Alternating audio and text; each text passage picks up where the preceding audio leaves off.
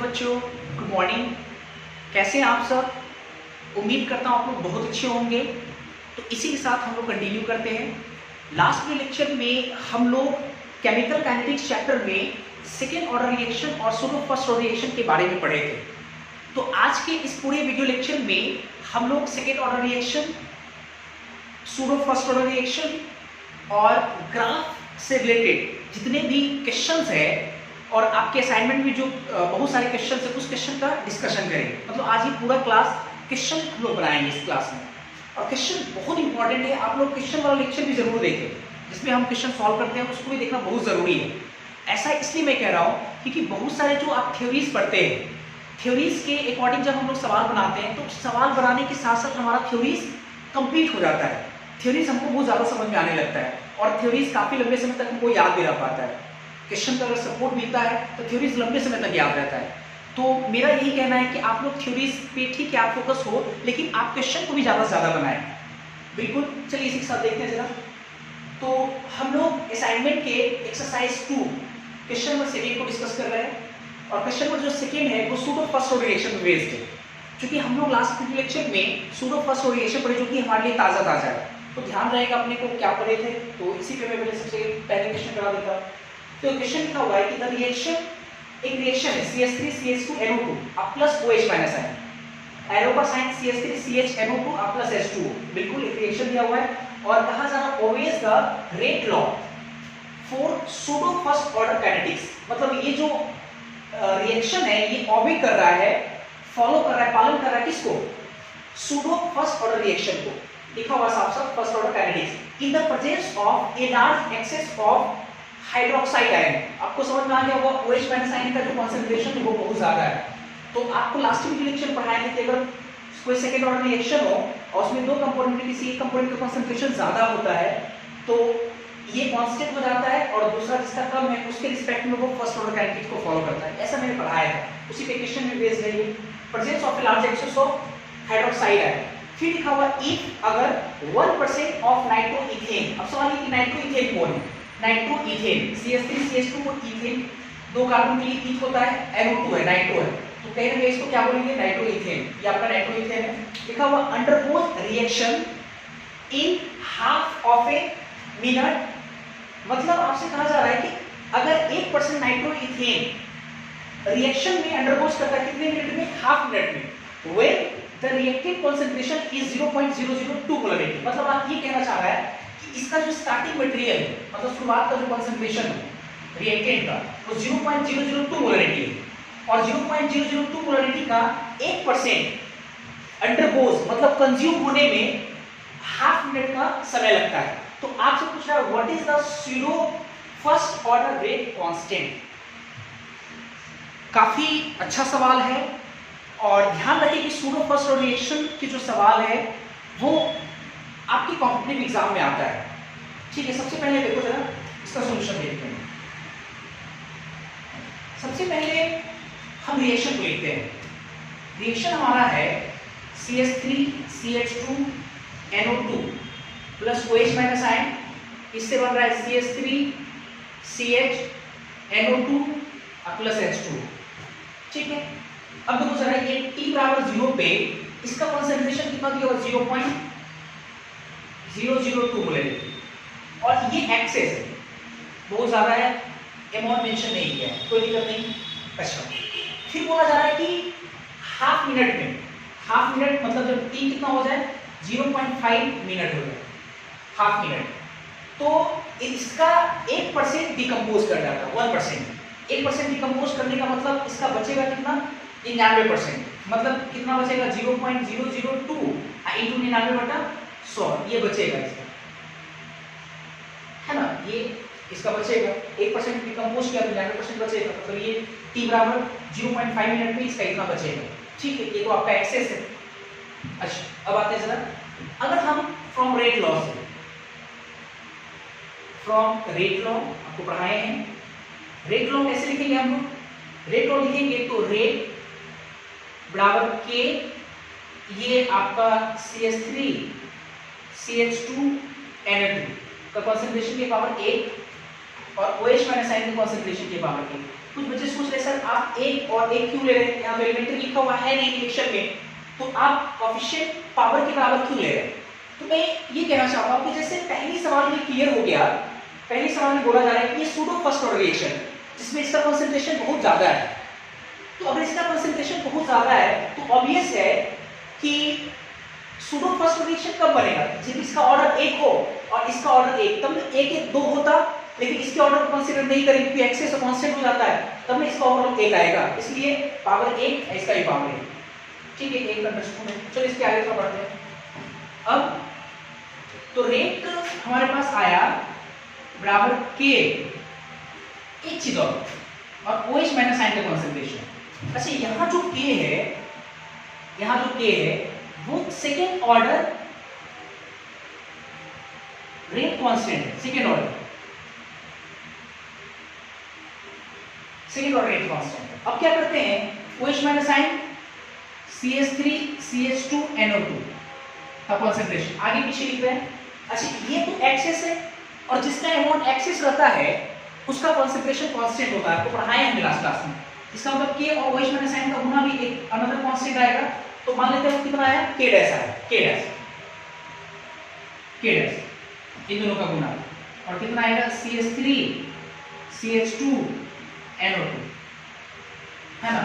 तो आप देखो रेट जो एक्सप्रेशन आप लिखे हुए यहाँ पे, रेट बराबर K dash CH3 CH2 NO2 का कंसंट्रेशन के पावर 1, और यहाँ जो K डैश है ये आपका कहलाएगा pseudo first order rate constant. ऐसा हम लोग पिछले क्लास में सीरीज में पढ़े थे, आपको याद होगा। अब आते हैं जरा नाउ, तो इसके हिसाब से जब अगर आप लिखोगे एक्सप्रेशन T का फॉर्मूला फर्स्ट ऑर्डर की रिएक्शन के लिए, T बराबर कितना लिखेंगे 2.303 अपॉन K या K डैश, K डैश ये लॉग यहाँ पे कितना, यहाँ पे A बटा A माइनस एक्स, A बटा A माइनस एक्स, या A नॉट बटा A, या ऐसे बोल सकते हैं हम लोग A नॉट बटा A, ऐसे लिख सकते हैं हम लोग। अब देखो जरा आराम से, हमको बोला गया कि what is the pseudo first order rate constant. Pseudo first order rate constant आपका K डैश है, मतलब K डैश निकालना है, तो K डैश इधर लिए बराबर लिख सकते हैं 2.303, ये T, ये लॉग, ये A नॉट, ये A। तो एक चीज देखो बड़ा आराम से क्लियर है कि हमको K डैश निकालना है, ठीक है। T देखो 0.5 मिनट है, 0.5 मिनट में A का कॉन्सेंट्रेशन इतना है, इनिशियल इतना है, तो मेरे को लगता है सब कुछ दिया हुआ है, बस आपको पुट करना है। ये A नॉट देखो जरा अच्छे से K डैश को निकालना है, 2.303, T आपका 0.5 मिनट दिया, 0.5, ये log A not 0.002 A not initial concentration, और हाफ मिनट के बाद जो कॉन्सेंट्रेशन रिएक्टेंट का वो कितना है 0.002 इंटू 99/100, यही है। इसे ये तो कैंसिल हो गया, तो यहाँ से हमारे पास जो K आएगा, K डैश जो आएगा वो 2.303 अपॉन हाफ मिनट मतलब 0.5, और ये कितना हो जाएगा 100 पर चला गया, 100 बटा 99 लॉग 100/99। इसको सॉल्व करेंगे और हमारा जो K डैश आएगा ये अभी यहाँ आएगा पर मिनट में। अगर जैसा आंसर रहे उस आंसर के अकॉर्डिंग हम लोग काम कर लेंगे, है ना, आंसर के अकॉर्डिंग हम लोग काम कर लेंगे। तो आप देख लीजिएगा, इसको सॉल्व करना है, बस थोड़ा सा लॉग का वैल्यू चाहिए, लॉग का वैल्यू देख लीजिएगा, है ना। अगर कॉम्पिटिटिव एग्जाम में ये सब सवाल आएगा तो लॉग का वैल्यू दिया रहेगा, इस चीज़ का ध्यान रखें आप, है। तो पर मिनट ये इसका आंसर हो जाएगा। तो फिर इसके बाद आगे देखते हैं, आप इसको देखिए, पहले इसको नोट करें।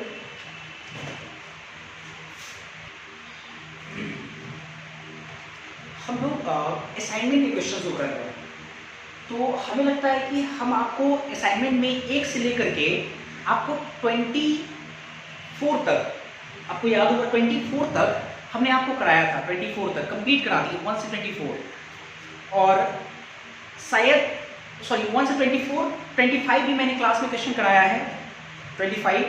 तो उम्मीद करते हैं कि 26 बन गया होगा आपसे, 27, 28, 29, शायद 27 में कुछ बच्चों को हो सकता है प्रॉब्लम हो, 28, 29 बिल्कुल बन गया होगा, ठीक है, तो हम ये मान लेते हैं कि आप 1 से लेकर के 29 तक आपका कंप्लीट है, 1 to 29। अगर डाउट रहेगा तो आप बिल्कुल कमेंट्स में लिखे कि इस क्वेश्चन में मुझे डाउट है, तो मैं उस क्वेश्चन को फिर आगे डिस्कस करूंगा। क्या? अच्छा, अब देखते हैं जरा। तो अब मेरे पास है क्वेश्चन 30। तो 30 नंबर क्वेश्चन के ऊपर में लिखा हो calculation of rate constant of first order reaction using different parameters. और इस पे ढेर सारा क्वेश्चन है, 30, 31, 32, 33, 34 पर बहुत सारा ज़्यादा इसमें क्वेश्चन है। तो हम लोग क्वेश्चन नंबर 30 साफ साफ ऊपर में हेडिंग लगा हुआ है कि calculation of rate constant of first order, पहले से बोला गया रिएक्शन फर्स्ट ऑर्डर है, यूजिंग डिफरेंट पैरामीटर्स, अलग अलग पैरामीटर्स का यूज करके आप रेट कांस्टेंट को फाइंड आउट कीजिए। और ये जो पोर्शन है जो भी आपको मैं पढ़ा रहा हूँ, अभी से फर्स्ट ऑर्डर है और काफ़ी इंपॉर्टेंट है। और इस तरह के फ्रेम से आपके एग्जाम में कई बार क्वेश्चन आता है, कई बार सवाल आया हुआ है जी मेंस में, जी एडवांस में। तो इस क्वेश्चन पे आपको काम बहुत सलीके से, बहुत बढ़िया से करना है, ऐसे कि उसमें हमको परफेक्शन मिले। और बहुत इजी है, कोई हार्ड नहीं है। ठीक है, देखते जरा पहले सवाल क्या है। ये बोला गया कि in this case we have A से बी प्लस सी, ए है और ए टूट करके बी और सी का फॉर्मेशन करना है। ठीक है, ये मेंशन किया गया है। और ये रिएक्शन कैसा मानना है आपको? फर्स्ट ऑर्डर मानना है। ये मान लो चलो कैसा है, फर्स्ट ऑर्डर। ठीक, अब कुछ डेटा दिया हुआ है। डेटा क्या दिया हुआ है? टाइम टी पे total pressure of A plus B plus C P2 दिया हुआ है। मतलब ये कि शुरुआत में तो सिर्फ ए रहा होगा, सोचो जरा अच्छे से, सिर्फ ए रहा होगा, ए गैस रहा होगा, बी और सी नहीं रहा होगा, उस समय कुछ प्रेशर रहा होगा। जैसे ए से बी और सी बना तो ए टूट करके बी और सी का फॉर्मेशन कर रहा है, तो ए का प्रेशर घटेगा और बी और सी का प्रेशर बनेगा। तो टी टाइम पे ए बी और सी तीनों के प्रेशर का जो सम है वो P2 दिया हुआ है। और फिर टाइम इंफिनिटी, इंफिनिटी का साइन मतलब टाइम अनंत अगर दिया हुआ है, तो उस समय टोटल प्रेशर ए बी और सी को मिलाकर अगर देखें, जोड़कर देखें, तो वो P3 मिलता है। तो आपसे बोला गया फाइंड के मतलब रेट कांस्टेंट। ये फर्स्ट ऑर्डर का आपको रेट कांस्टेंट निकालना है। अब थोड़ा दिमाग चलाओ, थोड़ा ऐसे दिमाग लगाओ। अगर मेरे को रेट कांस्टेंट निकालना है और जो भी डेटा दिया हुआ प्रेशर के फॉर्म में दिया हुआ है, तो आपको याद होगा कि हम जो पढ़ते थे फॉर्मूला, क्या फॉर्मूला था हमारे लिए? हम लोग क्या पढ़े थे? फॉर्मूला पढ़े थे हम लोग के बराबर रेट कांस्टेंट टर्म्स में के बराबर 2.303 upon time T log A not बटा ए। ए नॉट मतलब इनिशियल कॉन्सेंट्रेशन और ए मतलब concentration of reactant at time T पे रिएक्टेंट कॉन्सेंट्रेशन। और इनिशियल कॉन्सेंट्रेशन और टाइम टी पे कॉन्सेंट्रेशन का जो रेशियो है, आपको याद होगा पार्शियल प्रेशर के भी टर्म्स में उसके रेशियो को लिख सकते हैं P not upon PT। P not मतलब इनिशियल पार्शियल प्रेशर, अब PT मतलब टाइम t के बाद उसका पार्शियल प्रेशर। इनिशियल मोल मोल के रेशियो के फॉर्म लिख सकते हैं, इनिशियल मोल N नॉट बटा NT, मतलब कि टाइम t पे उसका कितना मोल होता है, आपको याद होगा, ये फ्रेम हम पढ़ाए हैं। तो मेरे को लगता है कि आपको K निकालना है, K। तो K निकालने के 2.303 और टाइम t तो T दिया हुआ है, और इनिशियल पार्शियल प्रेशर और बटा टाइम t पे पार्शियल प्रेशर, वही चाहिए हमें। तो अगर वो निकल जाएगा तो हमारा काम बन जाएगा। अब ये निकाले कैसे? क्योंकि इनिशियल पार्शियल प्रेशर तो दिया हुआ है नहीं, टाइम टी पे दिया हुआ है, और भी ए बी सी का दिया हुआ है, हमको सिर्फ ए का चाहिए। इनफाइनाइट टाइम पे ए बी और सी का पार्शियल प्रेशर P3 दिया हुआ है, जबकि हमको चाहिए ए का पार्शियल प्रेशर चाहिए। तो ऑब्वियसली हमको काम करना पड़ेगा, और जिस पैटर्न पे हम काम करेंगे वो पैटर्न हम शुरू से काम करते हैं, उस पैटर्न पे हम शुरू से काम कर रहे हैं। आपको भी मैंने कई बार सिखाया उस पैटर्न को, उसी तरीके से हम लोग काम करेंगे, कोई नया नहीं। चलो देखते हैं जरा सॉल्यूशन। सबसे पहले आप रिएक्शन A से B प्लस सी, और साफ साफ मेंशन है ये फर्स्ट ऑर्डर है। ठीक, अब टाइम 0 पे, देखो टाइम 0 मेंशन तो नहीं किया है, टाइम t मेंशन किया है। टाइम 0 पे जो आपका A गैस, उसका कुछ पार्शियल प्रेशर होगा, तो वो पार्शियल प्रेशर हम मान लेते हैं P नॉट। P नॉट का मतलब हो गया A का पार्शियल प्रेशर एट टाइम 0। ठीक है, टाइम 0 पे A का पार्शियल प्रेशर। अब कैसे तोड़ते थे? एक टाइम t लेते हैं, एक टाइम t मिला होगा, ये वाला t, और इस t पे ऑब्वियस है कुछ टाइम पे ऑब्वियस है कि A टूटेगा B और C का फॉर्मेशन करेगा। तो मान लेते हैं कि ये X टूटा, तो बचेगा कितना? पी नॉट माइनस एक्स, ठीक है, एक्स पार्शियल प्रेशर टूट गया, कितना बचेगा, बनेगा बी का कितना, एक्स, 80 का भी कितना बनेगा एक्स, क्योंकि एक मोल के चलते इसका एक मोल, इसका एक मोल, तो ऑब्वियसली एक्स पार्शियल प्रेशर टूटने के चलते इसका भी एक्स, इसका भी एक्स बनेगा। क्लियर है यहाँ? अब आते हैं जरा, अच्छा एक टाइम तो टी पे हम लोग देख लिए, एक टाइम देखते हैं infinity, time tends to infinity, infinity पे, तो इन्फिनिटी पे क्या होगा, आपको याद होगा कि फर्स्ट रिएक्शन जो है वो उसको कंप्लीट होने में, कंप्लीट होने में, खत्म होने में इनफाइनाइट टाइम लगता है। आपको याद होगा प्रूफ भी किए थे, इनफाइनाइट टाइम। तो इसका मतलब ये हुआ कि इनफाइनाइट टाइम पे ए आपका पूरा खत्म हो गया होगा, है ना, ए पूरा खत्म हो गया होगा। तो ए पूरा खत्म होने का मतलब ये पी नॉट जो इसका पार्शियल प्रेशर है वो जीरो हो गया होगा, जीरो बचा ही, तो ए बचा ही नहीं, तो ए का क्या पार्शियल प्रेशर, बिल्कुल जीरो हो गया होगा, तो ये जीरो। अब इसके पी नॉट जब जीरो हो गया, मतलब पी नॉट जीरो कब होगा, जब सारा का सारा ए खत्म हो गया, ए कितना है, पी नॉट है, तो पी नॉट, ए के पी नॉट से बी और सी का कितना बनेगा, बी का भी बनेगा पी नॉट और सी का भी बनेगा कितना, P not, P not. Clear है ऐसे? अच्छा एक चीज बताओ कि आपसे एक कॉन्सेप्ट पूछा, दिया हुआ क्या है, P2 और P3 दिया हुआ है, और आप P नॉट और x वगैरह भी आप माने, ये सब दिया हुआ नहीं है, P नॉट x ये सब दिया हुआ नहीं है आपको, आप ये इस तरह से फ्रेम आप बनाएं खुद से। तो अभी से ना तो P नॉट दिया हुआ है ना तो x दिया हुआ है, अब कुछ बचा के ऐसे कॉन्सेप्ट निकल गया, कैसे सर वो कैसे लगाएंगे हम लोग, k बराबर 2.303 upon t log initial partial pressure P not बटा टाइम t पे partial pressure P not minus x हो गया, नहीं होगा वो। क्यों नहीं होगा? क्योंकि P नॉट और P नॉट माइनस एक्स का जो रेशियो होगा, ना तो आपका P नॉट दिया हुआ है इस क्वेश्चन के अकॉर्डिंग और ना ही x दिया हुआ है। आप जरूर उसको लिखिए, वैसे ही लिखाएगा वो, गड़बड़ नहीं है, लेकिन x और P नॉट तो दिया हुआ ही नहीं है, तो इसका मतलब ये हुआ कि x और P नॉट को हमको रिप्लेस करना पड़ेगा, किससे, जो दिया हुआ क्या है, P2 और P3, मतलब P2 और P3 से रिप्लेस करना होगा। अब देखते जरा इधर कैसे रिप्लेस करेंगे। अब देखो अकॉर्डिंग टू क्वेश्चन, देखना जरा अच्छे से, अकॉर्डिंग टू क्वेश्चन आपसे बोला जा रहा है total pressure of A plus B plus C time t पे P2 है। इसका मतलब ये हुआ P2 बराबर हम लोग लिख सकते हैं A का पार्शियल प्रेशर टाइम t पे कितना है, P not minus x, B का पार्शियल प्रेशर कितना है x, C का पार्शियल प्रेशर x, मतलब हम लोग लिख सकते हैं कितना, P not minus x plus x, ये लिख सकते हैं हम लोग। मेरे को लगता है यहाँ से हमारे पास P2 बराबर आया P नॉट प्लस x, ठीक है, x तो कैंसिल हो जाएगा, एंड P3 इनफिनाइट, P3 है तीनों का सम, तो इसका 0, इसका P नॉट, इसका P नॉट, एंड हम लोग बोल सकते हैं कि जो P3 है हमारे पास वो कितना है, 0 plus P not plus P not, अर्थात P3 बराबर 2P नॉट। तो हमको P नॉट और x को रिप्लेस करना है, तो देखो यहाँ से P नॉट कितना आ गया, P नॉट बराबर आ गया P3 बटा 2, और हमको x चाहिए यहाँ से, तो यहाँ से x कितना निकालेंगे, x बराबर P2 तो दिया हुआ है यहाँ पर, माइनस इधर गया तो P नॉट, तो P नॉट कितना है P3 बटा 2, P3 बटा 2। ना अब आते हैं जरा, अब हमको आराम से निकल गया, कैसे लगाएंगे, k निकालना है, k rate constant first order reaction का 2.303 अपॉन कितना t टाइम t लॉग ये P नॉट माइनस x लिखेंगे।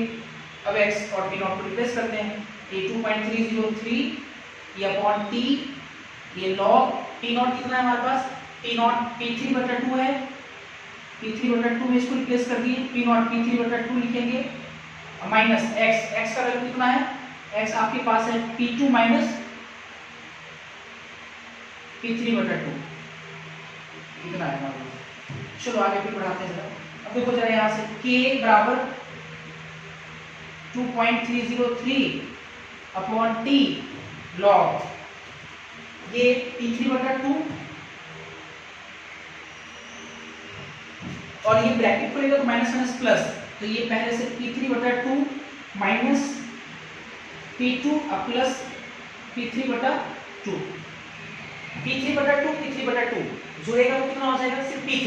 तो इसका मतलब कि हमारे पास आ गया 2.303/T लॉग ये दोनों मिलकर के P3, पहले ऊपर में आपका P3 है, नीचे में ये 2 जो है यहाँ पे गुना हो जाएगा, 2 यहाँ पे है, इन दोनों का कितना हो जाएगा सॉल्व करने पे P3 माइनस P2। तो ये हो गया आपका आंसर, P3 और P2 का ग्रेट कॉन्स्टेंट हम मिल पा रहे हैं। तो इस फ्रेम में आपको लाना है, ये इसी फॉर्म में आपका आंसर दिया रहेगा, ऑप्शन बना रहेगा, किसी कॉम्पिटिटिव एग्जाम में ये सब आता है, बहुत इंपॉर्टेंट है। तो इस तरह से हम लोग काम करेंगे इस प्रकार से।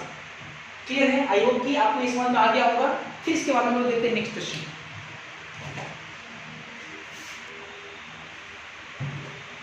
इसके बाद हम लोग जैसे अभी जो मैंने आपको एक फ्रेम पढ़ाया था क्वेश्चन नंबर 30 में, असाइनमेंट के क्वेश्चन नंबर 20 में जो सवाल लिए थे, उसमें आप देखे होंगे कि एक टेबल सा बना हुआ रहता था, जैसे टाइम अलग अलग दिया हुआ था और उस पर उसका पासिंग प्रेशर क्या क्या दिया हुआ है, इस प्रकार से एक बोल सकते हो कि टेबल बना रहता है और उसके आधार पे हम लोग क्या कर रहे थे, रेट कांस्टेंट फाइंड आउट कर रहे थे, रेट कांस्टेंट। अब उसी चीज़ को अगर क्वेश्चन के अकॉर्डिंग देखो लिखा हुआ है, ऐसे क्वेश्चन आते हैं आपके एग्जाम में। हमने लिया क्वेश्चन 57, ये आपके एनएमएसटी के किताब में क्वेश्चन 57 है और क्वेश्चन नंबर 57 में ये कहा जा रहा है उसके आधार पे 4 ऑप्शन दिया हुआ है। ठीक है, पहले पढ़ते हैं फिर समझाते हैं, देखते हैं क्या है। क्वेश्चन लिखा हुआ है कि for a homogeneous gaseous reaction, मतलब एक होमोजेनियस गैसियस रिएक्शन का मतलब हुआ कि ए और बी मतलब जितने भी कंपोनेंट वो सब गैसियस फेज में, उसको बोलते हैं होमोजेनियस गैसियस रिएक्शन। तो ए से 3 ये गैसियस रिएक्शन है।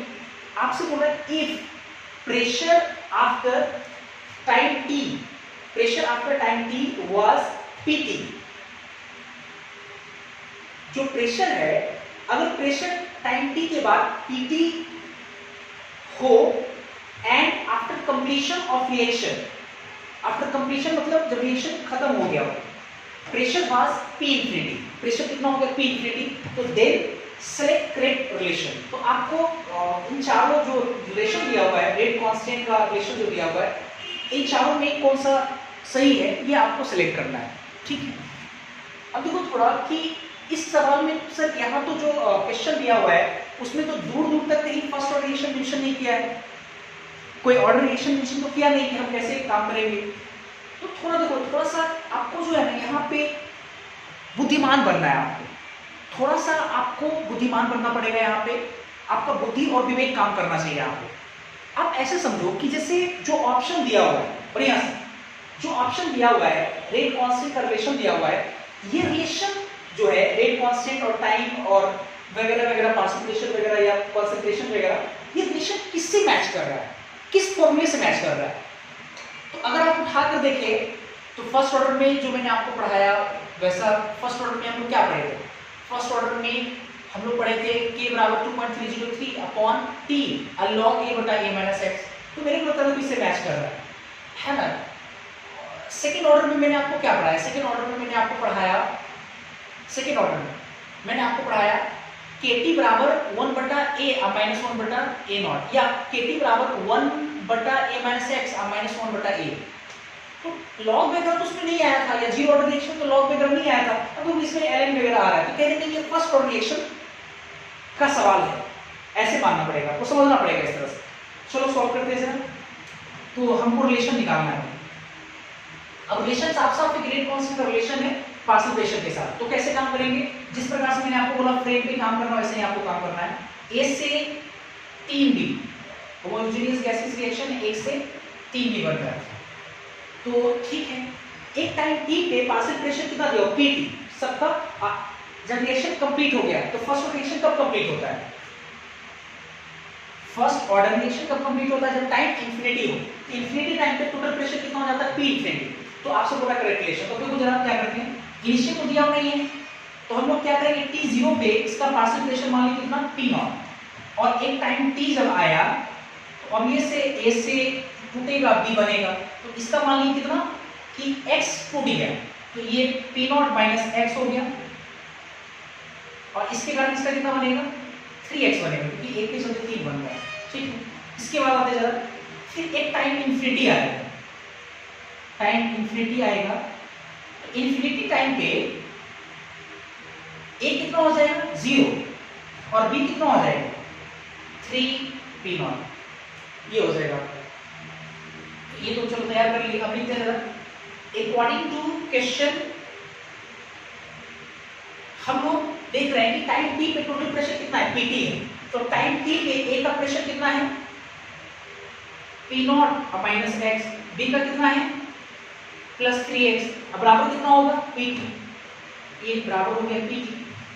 एंड एक और देखो दिया हुआ है इन्फिनिटी पे p इन्फिनिटी दिया हुआ है, इन्फिनिटी पे कितना है 3p0, अब बराबर कितना p इन्फिनिटी, क्योंकि इसका तो 0 है, 0 प्लस 3p0 लिखते हैं। तो यहाँ से देखो ना, हम तो p0 और x माने हैं, और आपका सवाल का अब देखोगे तो रिलेशन p इन्फिनिटी और pt में, तो कहीं ना कहीं p0 और x को रिप्लेस करना पड़ेगा किससे, p इन्फिनिटी और pt से। तो यहाँ से देखो p0 कितना आ गया p इन्फिनिटी बटा 3 आ गया इसका रिलेशन,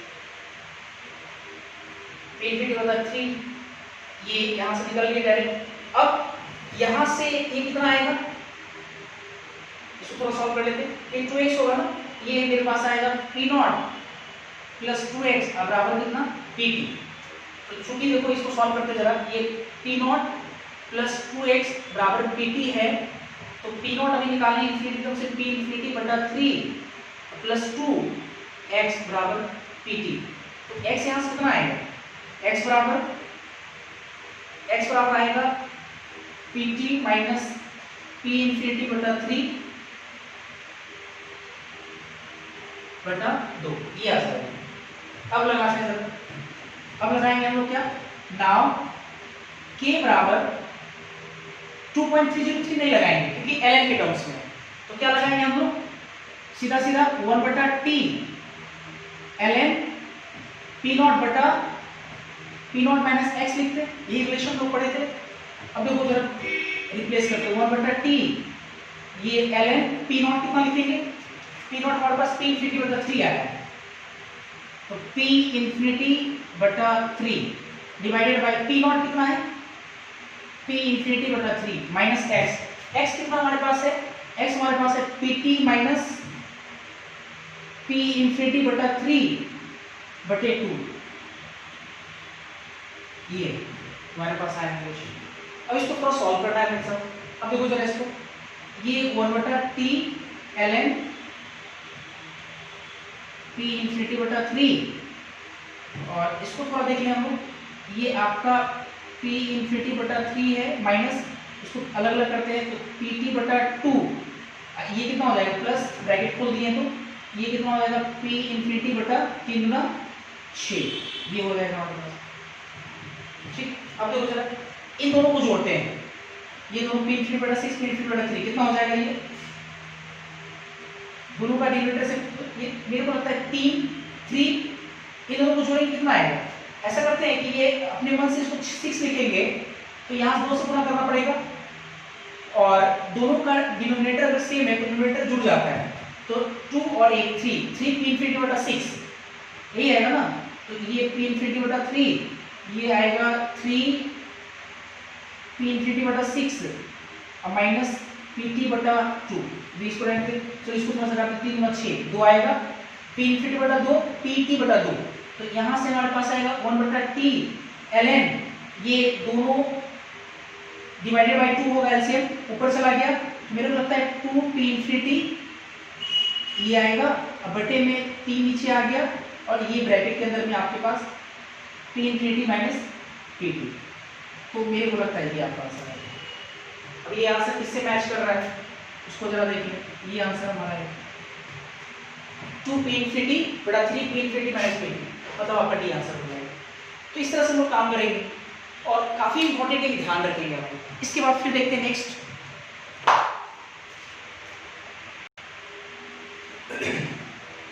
इसके बाद हम लोग एक्सरसाइज 3 का क्वेश्चन नंबर 20 लिए, और क्वेश्चन नंबर 20 है वो ग्राफ के आधार पर बेस्ड है। आपको याद होगा कि हम आपको जब जीरो ऑर्डर रिएक्शन या फर्स्ट ऑर्डर रिएक्शन पढ़ाए होंगे तो मैंने आपको बहुत सारा ग्राफ पढ़ाया, और मैंने कहा भी था कि फर्स्ट केमिकल काइनेटिक्स में ग्राफ का बहुत ज़्यादा इंपॉर्टेंस है। बहुत सारे क्वेश्चन कई बार जो है वो ग्राफ से रिलेटेड आता है, तो आपको ग्राफ में भी काम करने के लिए आना चाहिए। और मेरा ख्याल है कि मैंने आपको ग्राफ बहुत अच्छे से पढ़ाया था। किसी भी तरह का ग्राफ हो, किसी भी दो फिजिकल क्वांटिटीज के बीच कैसा भी ग्राफ हो, आप आराम से उस पर काम कर सकते हैं। इस तरह से मैंने आपको किया था और सिखाया भी था। खैर चलो देखते हैं जरा सवाल है क्या। लिखा हुआ for the first order decomposition of SO2Cl2 gas. एक चीज क्लियर हो गया क्या कि रिएक्शन कैसा है, फर्स्ट ऑर्डर है, साफ साफ लिखा हुआ है। और डिकम्पोजिशन किस प्रकार से हो रहा है, SO2Cl2 जो गैस है ये फर्स्ट ऑर्डर के माध्यम से SO2 gas plus Cl2 gas के फॉर्म में क्या हो रहा है, डिकम्पोज हो रहा है, टूट रहा है। ठीक है, अब लिखा हुआ है कि a graph of log A0 minus x। आपको याद होगा A0 वगैरह क्या है, A0 मतलब इनिशियल कंसंट्रेशन और x मतलब कंज्यूम अमाउंट। तो log A0 minus x versus time, t मतलब time, is shown in the figure. मतलब इस फिगर में देखो टाइम जो है मिनट में x एक्सिस पे लिया गया है, और जो log A0 माइनस x है ये वाला आपका है ना, ये वाला जो पार्ट है आपका, ये देखो जरा अच्छे से, ये log A0 माइनस x ये आपका y एक्सिस पे लिया गया, y एक्सिस पे नीचे किया है, ठीक है, इस तरह से। और ग्राफ में ये स्ट्रेट लाइन ऐसा कुछ मेंशन कर रहा है। तो आपसे बोला जाए कि what is the rate constant, अब ब्रैकेट में लिखा हुआ पर सेकंड कितना होगा, और चार ऑप्शन दिया हुआ, a 0.2 4.6 into the power minus 1 7.7 into the power minus 3 और d 1.15 into the power minus 1 ऐसा दिया हुआ है। कैसे अप्रोच करें, तो वो एक चीज से पहले समझो, पहले दो फिजिकल क्वांटिटीज के बीच ग्राफ दिया हुआ है, दो फिजिकल क्वांटिटीज के बीच। तो हमको करना क्या चाहिए कि फर्स्ट ऑर्डर रिएक्शन में इन दोनों फिजिकल क्वांटिटीज के बीच रिलेशन क्या है। ऐसा क्यों बोल रहे हैं, क्योंकि रिलेशन अगर पता चल जाएगा तो आपको जाकर के उस रिलेशन में जो k होगा है ना, वो आप रिलेट कर पाओगे कि k जो है वो किस चीज से रिलेटेड है।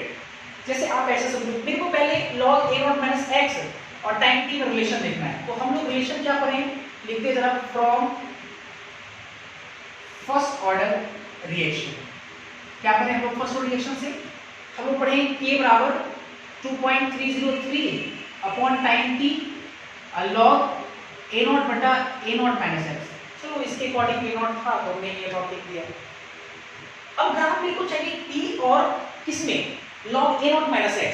तो देखो ऐसे लिखते जरा, t को इधर लाते हैं, तो ये तो आपका kt हो गया, 2.303 को इधर ले आए भागा में ले चला है। अब इसको log a बटा b से तोड़ देते हैं, तो ये log A0 minus log A0 minus x ऐसे लिख सकते हैं। या इसी चीज को हम इसको इधर लाते हैं, इधर लाएंगे तो कितना हो जाएगा, log प्लस में हो जाएगा A0 माइनस x, ये प्लस में इधर आ गया, ठीक है, ये y हो गया बराबर लिखना है, इसको इधर लाएं बराबर हो, माइनस प्लस हो गया, अब बराबर लिखिए, इसको उधर ले आते हैं तो उधर ले जाएगा तो माइनस kt बटा 2.303 होगा, क्लियर है। और पहले से कितना है log A0 प्लस में log A0।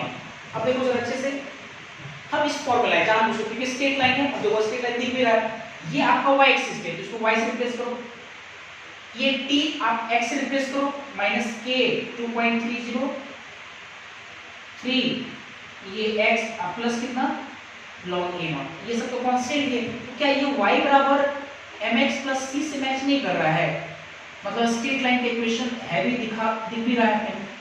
अब सवाल देखो इंपॉर्टेंट क्या है कि जो रेट कांस्टेंट आपका है वो स्लोप से रिलेटेड है। मतलब मैं ये कहना चाह रहा हूं, यहाँ जो m है आपका, m हम लोग tan थीटा में मेजर करते हैं, अब बराबर कितना होगा tan थीटा माइनस k 2.303, यही आपका है। और c इंटरसेप्ट आपका c होगा, c कितना है log A0, मेरे को k निकालना है। तो k निकालने के लिए k तब निकलेगा जब आपको tan थीटा पता हो, और थीटा क्या होता है आपका इस लाइन का स्लोप, थीटा कौन सा होगा ऐसे समझिए, पहले इसको थोड़ा और आगे बढ़ाते हैं। आपको याद होगा लाइन का स्लोप किसको बोलते हैं, उस लाइन का positive direction of x axis के साथ कितना एंगल बन रहा है, इसी को हम लोग क्या बोलते हैं, थीटा बोलते हैं। तो अब देखो ये आपका positive direction of x axis, जितने भी हॉरिजॉन्टल लाइन वो x एक्सिस है, ये x एक्सिस, ये लाइन ऐसे बना रहा है, पॉजिटिव डायरेक्शन, ये पॉजिटिव डायरेक्शन इस तरह से, ठीक है। ये आपका क्या है, थीटा है, ये आपका थीटा है। अच्छा कुछ पल के लिए मान लेते हैं ये आपका कितना है, अल्फा है, अल्फा है। और अगर हम ये देखें, ये राइट एंगल ट्रायंगल है, राइट एंगल ट्रायंगल है, और इस राइट एंगल ट्रायंगल में आप tan अल्फा बड़ा आराम से निकाल सकते हैं। कैसे निकाल सकते हैं tan अल्फा? क्योंकि सीधा सीधा दोनों tan अल्फा अगर लगाएंगे तो सामने वाला हो जाएगा P परपेंडिकुलर, ये आपका हाइपोटेनस और ये आपका हो गया बेस।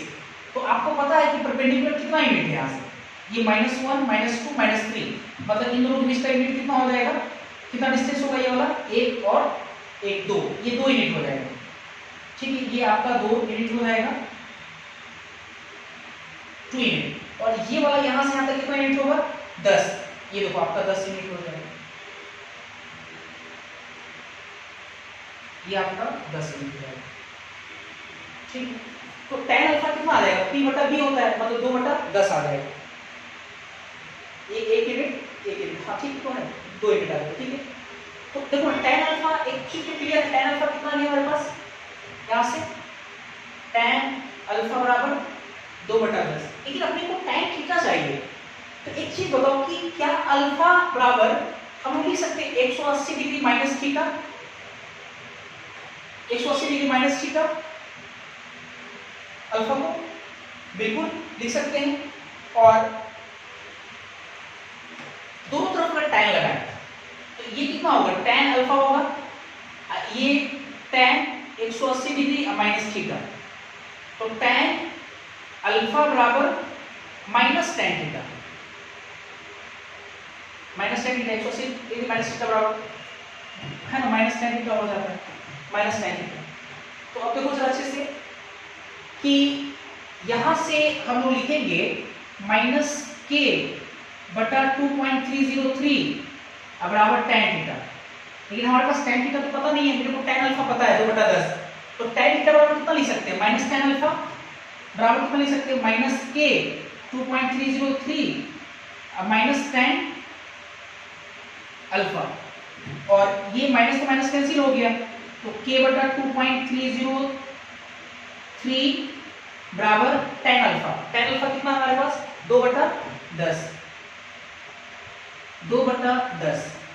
लेकिन ये जो 10 है आपका, ये मिनट में, लेकिन आपसे किस में मांग रहा है, सेकेंड में, सही है ना, आपसे सेकेंड में मांग रहा है, तो चलो पर मिनट में लाते हैं पहले। तो ये कितना हो जाएगा, 2 × 10 ये 5, तो k बराबर हमारे पास कितना है 2.303 बटा 5 इंटू कितना करना पड़ेगा अपने को नीचे में ही, क्योंकि पर सेकेंड होगा ना, तो पर सेकेंड बदलना है, तो इंटू कितना करना पड़ेगा 60, तो ये पर सेकेंड हो गया। अब देखो k बराबर कितना आएगा, k बराबर होगा, ये 2.303 को 2.3 लिखते हैं, ठीक है, 6 बजे 30 मतलब 300, 300 दशमलव हटा करके 100 और नीचे ले आता है, तो ये मेरे पास आया 23 बटा 3 और 10 के पावर -3 को ऊपर ले चलेंगे, 3 जीरो ऊपर ले चलेंगे, और 3 से इसको काटो जरा, 3 3 × 24, 3 8 24, 8 बार 3 सत्ते लगाते हैं, 24 और 3 सत्ते 21 दशमलव 22 23 2 है 20 है, फिर 3 × 18, तो 7.6 इंटू 10 के पावर -3 पर सेकेंड, आपका 7.6 10 के पावर, यही आपका सी आंसर हो जाएगा। तो इस प्रकार से हम लोग सॉल्व करेंगे। अभी और भी क्या करते हैं कि जितने भी क्वेश्चन आपके ग्राफ से रिलेटेड है, उस ग्राफ के क्वेश्चन यहाँ सॉल्व करेंगे, पहले आप इसको नोट करें। इसके बाद हम लोग ग्राफ के कुछ क्वेश्चन करेंगे जो आपके असाइनमेंट में दिया हुआ है एक्सरसाइज 3 में।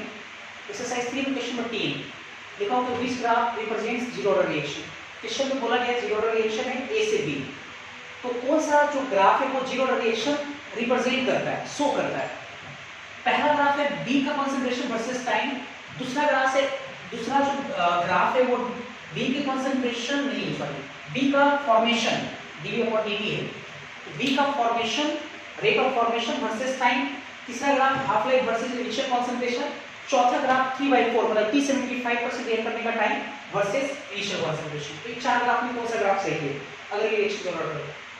अच्छा, बी का कंसंट्रेशन वर्सेस टाइम। तो बी और टी में रिलेशन हम लोग क्या पढ़े थे, जीरो ऑर्डर रिएक्शन में, आपको याद होगा बी का कॉन्सेंट्रेशन बराबर के टी।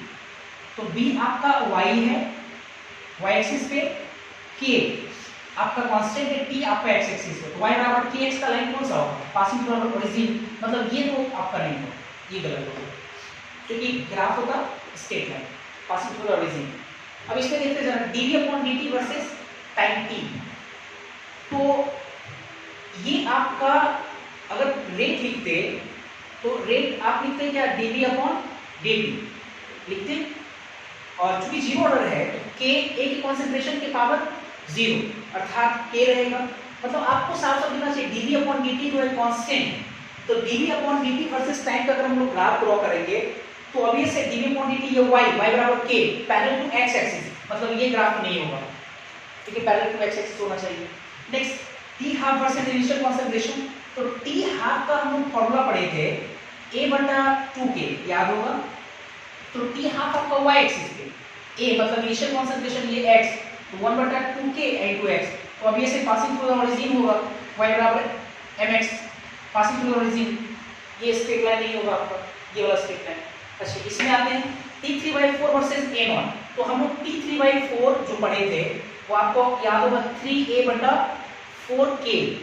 तो 3/4 ये y एक्सिस पे, 3 बटा 4k ये आपका a0 कहाँ पे, x एक्सिस पे मतलब x। तो ये भी ये क्या होगा आपका y बराबर mx passing through the origin. तो कोई ये ग्राफ आपका सही है, इसका तो आंसर डी सही है। इस प्रकार से हम लोग चेक करेंगे। और भी बहुत सारे हैं आपके असाइनमेंट में, आपके किताबों में बहुत सारे ग्राफ से क्वेश्चन है। और असाइनमेंट एक्सरसाइज 3 में खास करके कॉलम बनाइए, match the column, column first column second, उसमें बहुत सारे ग्राफ का क्वेश्चन है। ठीक है, इसके बाद देखते हैं क्वेश्चन 15 एक्सरसाइज 3 का ही। ये अच्छा सवाल है, देखो जरा क्या लिखा हुआ है। लिखा हुआ कंसीडर द रिएक्शन ए से बी, एक रिएक्शन कंसीडर कीजिए ए से बी, और लिखा हुआ graph between half life T half and initial concentration A of the reactant is, graph छूट गया है, ग्राफ आपका होगा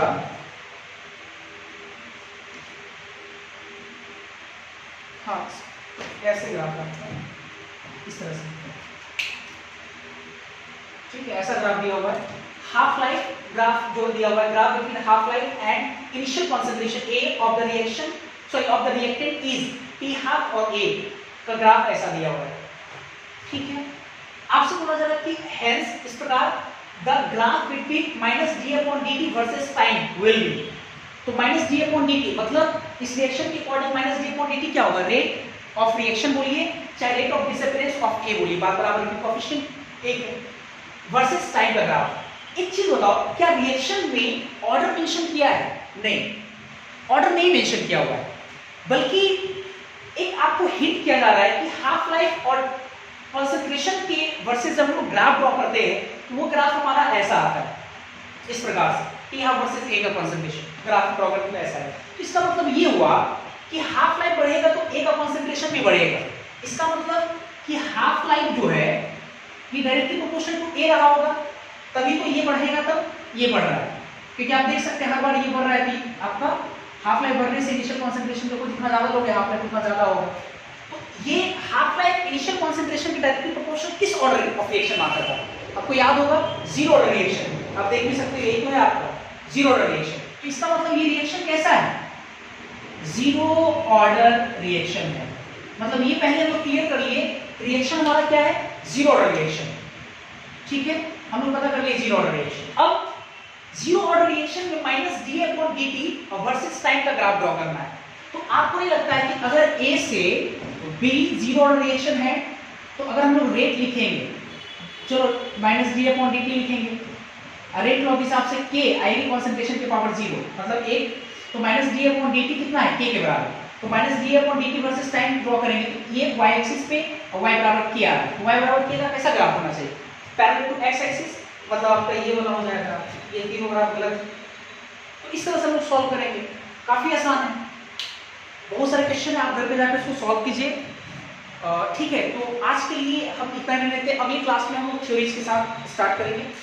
ठीक है, उस थ्योरीज पढ़ेंगे, और जो भी क्वेश्चन में अगर आपको डाउट आता है तो आप कमेंट्स कीजिए उस पर, या फिर आप व्हाट्सएप ग्रुप में जो बच्चे जुड़े हुए हैं वो आप क्वेश्चन उसमें टैग कीजिए, कौन सा क्वेश्चन प्रॉब्लम है। Okay, thank you.